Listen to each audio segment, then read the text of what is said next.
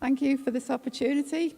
I wouldn't have grasped it, but I was encouraged to. So I just hope it speaks to some of you. So since I've been coming to this church, the leadership know I'll do lots of things, but I've always felt, don't give me kids work. I don't do kids. I don't do youth. I'm really sorry. I can't, it's not me.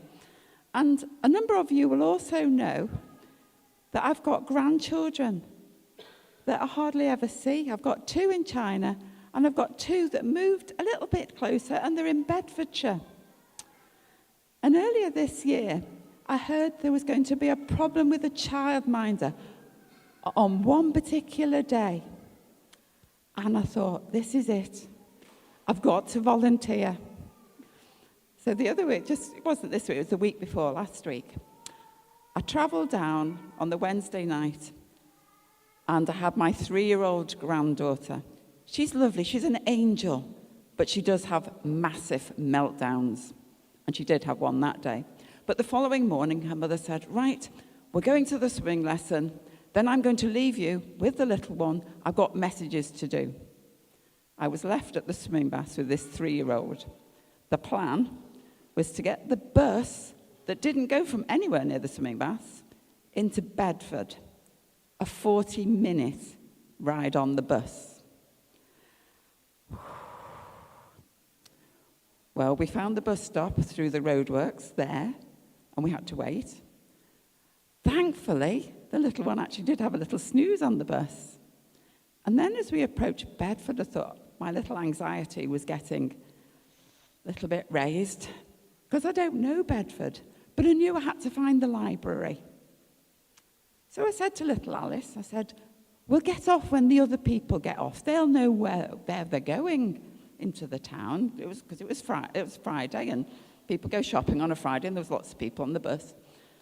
So we came into the city on the ring road. And again, lots of roadworks, and the bus was, I don't know where it was quite going. But the people were getting up to get off, so I said, come on, we'll get off. So we get off, and we follow this crowd of people across the road with all the roadworks and all the bollards and things. And there was a shopping arcade, quite a dark entrance, and lots of people seemed to be going that way. So we sort of headed in. I said, come on, Alice, they must be going into the town centre somewhere. Come on. We get to the middle, and I don't know how many of you have travelled, but shopping centres have a middle, don't they? And then there's all bits going off each way. Well, in the distance, in one direction, I could see light. And you know how we're taught, aren't we, to go for the light? I said, come, we'll try this way first.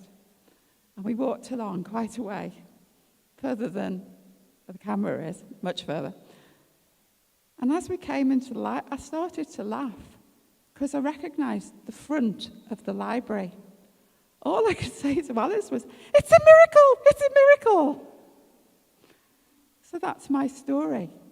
The little things in life that we get anxious about, if we follow the light, there are miracles to be had. They are still miracles to be had, even little ones.